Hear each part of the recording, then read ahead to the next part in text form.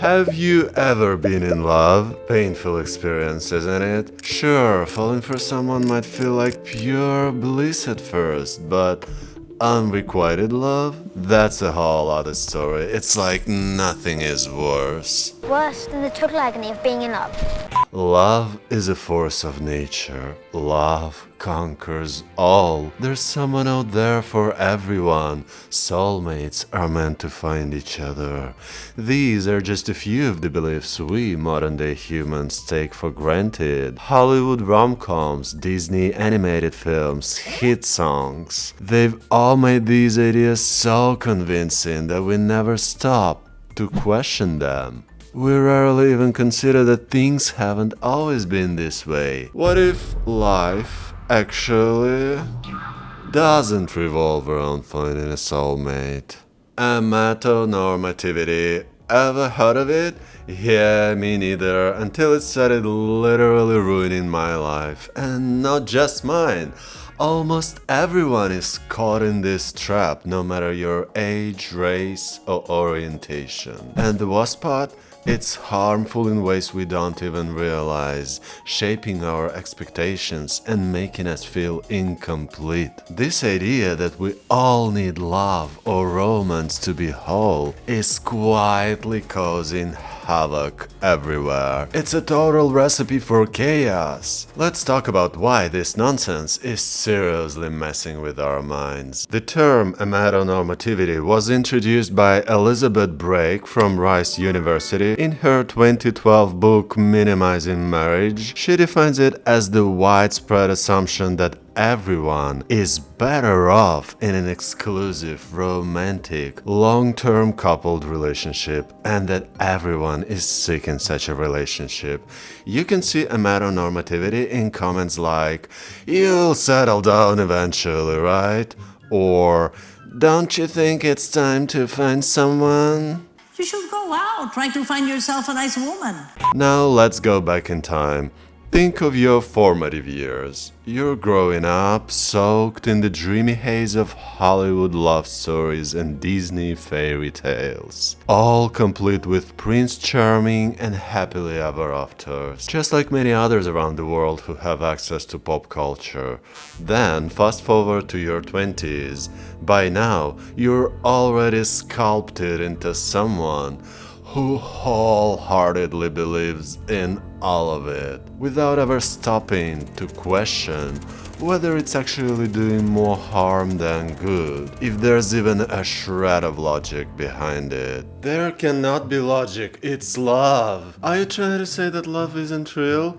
Have you ever loved someone? Oh, trust me, my case is severely disturbed compared to those who were just raised on Hollywood and Disney. I grew up with my granny and we lived for Brazilian telenovelas, soap operas, all about love. By the time I hit my 20s, I was obsessed with finding my true love. If Tinder or Grindr had been around back then, my bio would have said, "Romantic soul hoping to find the one who completes me. The love of my lifetime, my sun and stars, my moon and tides, my eternal flame, my forever after, meu santuário, minha eternidade."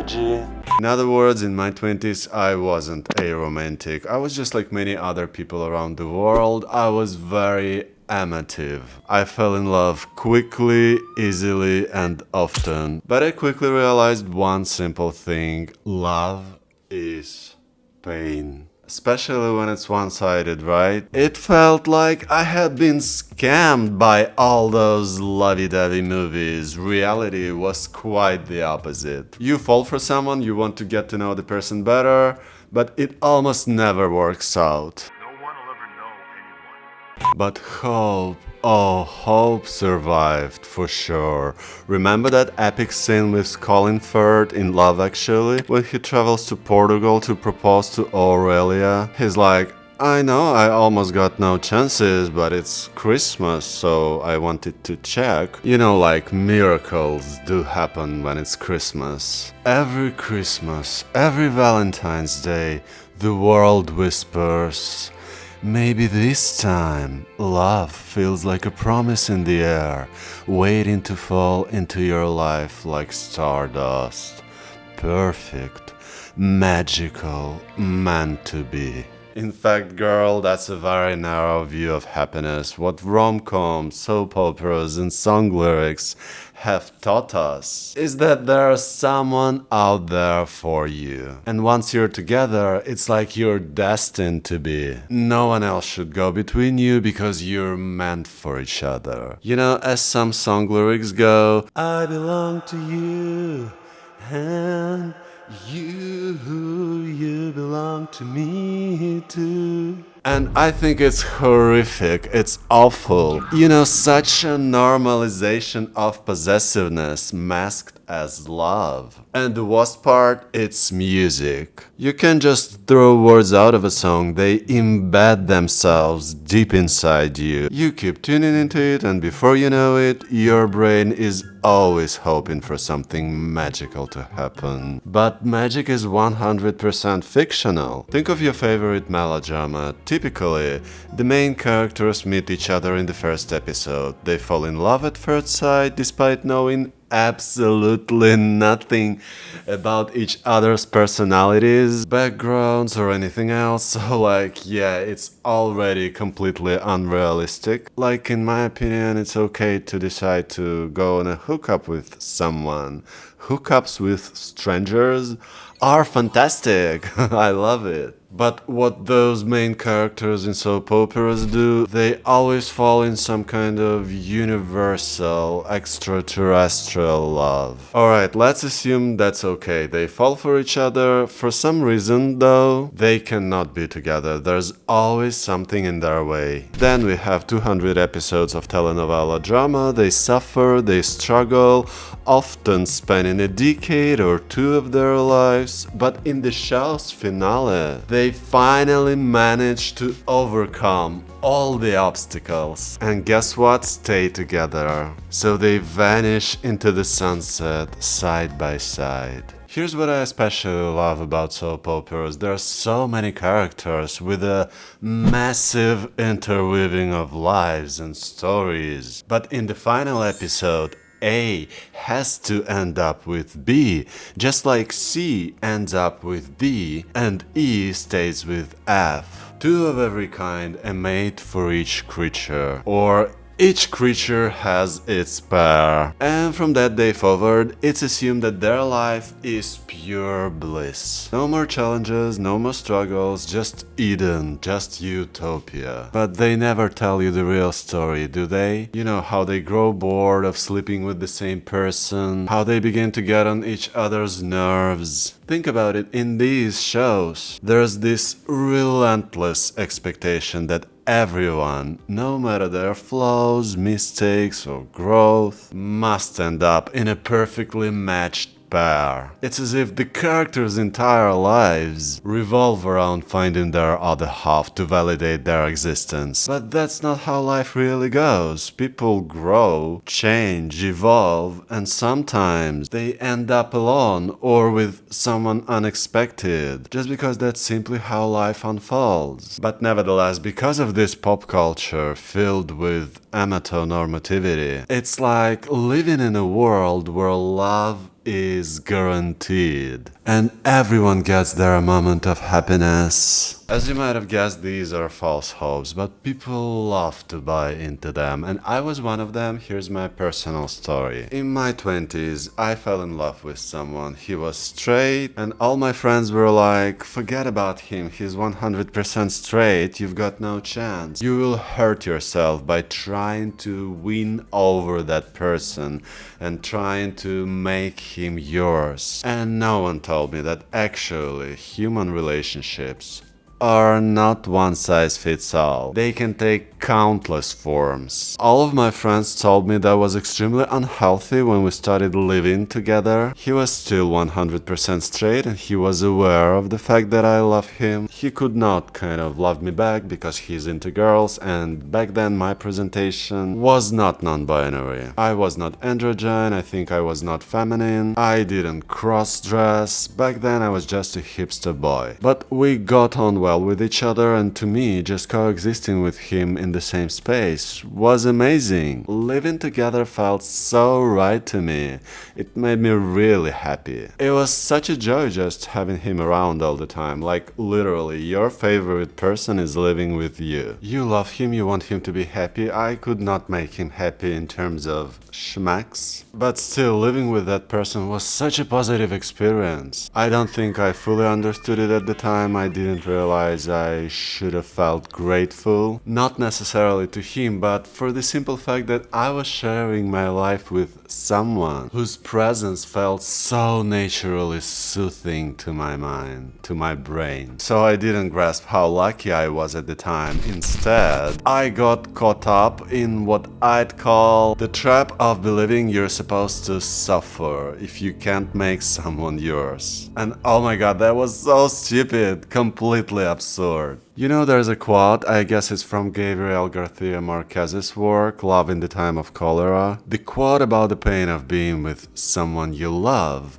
but knowing they'll never be yours. Like, Garcia Marquez considered that the greatest sorrow a human being can experience. I completely disagree with that. It's nothing but the pressure society puts on you. You are expected to find a good match to build a strong bond with. You know, it's not society as some separate entity forcing this on you. It's you. You are part of that society. It's like propaganda. After consuming countless love songs, rom-coms, novels centered on romance, you start believing it's your goal in life to find your other half. If you have feelings for someone, it often seems like it only counts if they feel the same way. And if you don't get the same in return, then it's not super healthy, or so they say. Love isn't one size fits all, and the ways people connect are so diverse. The person you love doesn't have to be your boyfriend, your husband, or partner in any conventional sense. Sometimes just their presence is enough to make you feel good. And it can even be good for your